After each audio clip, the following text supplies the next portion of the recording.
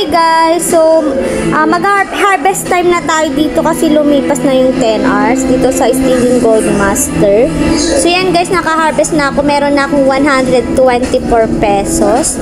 Then, magtatanim muna po ako. Yan. Tapos, mag-withdraw na ako ngayon guys. So, try natin mag-withdraw. 100. So, wait na lang natin na mag-success, guys. So, ito na nga pala yung na-withdraw ko dito. Ito nga pala yung dito sa farm. Tapos, sa commission naman is ito. Yung commission ko. Dalawa kasi yung withdraw dyan eh. Yung commission at saka sa farm. Yung nasa commission ko, guys.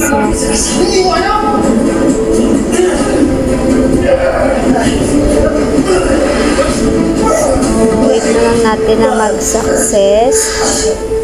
Ano po muna kaya ano kailangan? Huwag na po bro.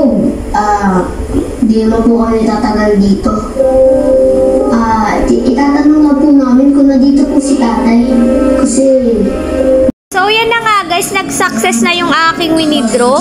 You have received 98 pesos of Gcash from, no? So, paying na paying pa rin talaga si Stealing Gold Master and 2 weeks mahigit na siya, still paying pa rin guys. So, isang land is nagkakahalaga ng 103 pesos sa ordinary soil yan. So, sa isang tanim, may 1.2 pesos ka nakita. Tapos, ang halaga ng plants is 0.01 pero medyo malaki yung income niya, no? So, kaya maganda to sa bayan, guys, no?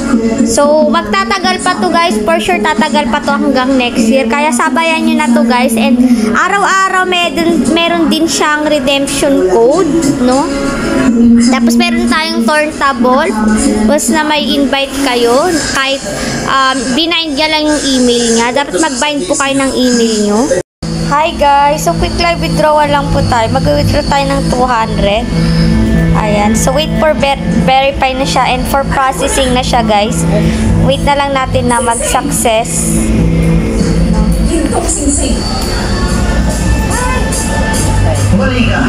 Meron din po itong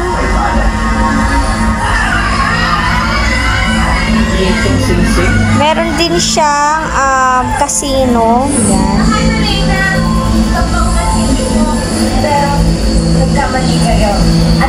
So, yan na nga guys, pumasok na yung aking withdraw.